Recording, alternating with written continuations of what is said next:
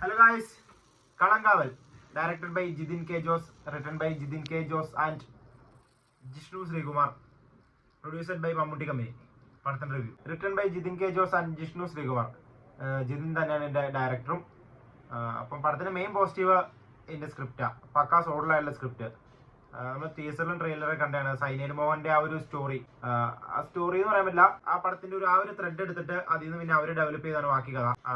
അപ്പം അതെന്തേലും ഒന്ന് അങ്ങോട്ടും മാറി കഴിഞ്ഞാൽ ഓവറായി പോയേനെ അല്ലെങ്കിൽ നമുക്ക് അതിന് ഇമ്പാക്ട് കിട്ടാണ്ട് വന്നേനെ. പക്ഷെ കറക്റ്റ് മീറ്റർ പിടിച്ച് എന്താണോ ആ കഥയ്ക്ക് പിന്നീട് ചെയ്യാൻ പറ്റുന്നത്, ആ ഒരു ത്രെഡ് വെച്ച് എന്തൊക്കെയാണ് ചെയ്യാൻ പറ്റുന്നത് അത് മാത്രമാണ് അവർ എഴുതിയിട്ടുള്ളൂ.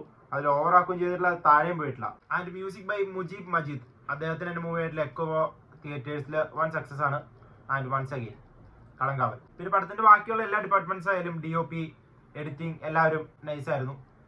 അറിയാലോ മമ്മൂട്ടി കമ്പനിയാണ്, അപ്പം ടെക്നിക്കലി വാസ് ടോപ്പ് നോച്ച്. പിന്നെ പെർഫോമൻസ് പോയി കഴിഞ്ഞാൽ ഇതിൽ അധികം ആക്ടേഴ്സ് ഇല്ല, 1, 2, 3 പേരൊക്കെ ഉള്ളൂ മെയിൻ ആയിട്ട് ത്രൂ ഔട്ട് ആയിട്ടുള്ളത്. പിന്നെ എല്ലാം ചെറിയ ചെറിയ റോളുകൾ ചെയ്തവരാണ്. അതിൽ മെയിനായിട്ട് വിനായകൻ.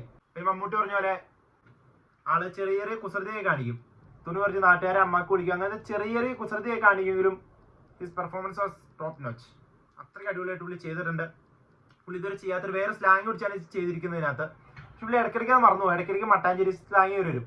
ഞാൻ പോണേണ് ആ സാധനം കയറി വരുന്നുണ്ട്, ഡബിങ്ങിൽ പറ്റിയതാണെന്ന് തോന്നുന്നു. ഇടയ്ക്ക് പുള്ളി ഇത് മറന്നു പോകും, ഇടയ്ക്ക് മറ്റേ സ്ലാങ് പിടിക്കും. പക്ഷെ അതൊന്നൊരു പ്രശ്നമല്ല.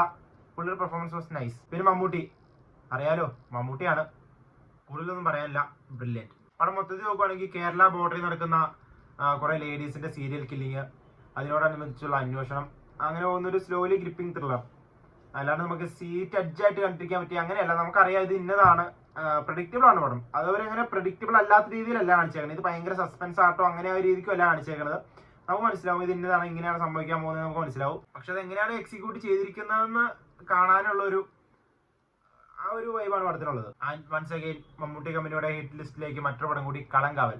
അപ്പോൾ എല്ലാവരും തിയേറ്ററിൽ പോയി തന്നെ പടം കാണുക, എൻജോയ് ചെയ്യുക. ബൈ.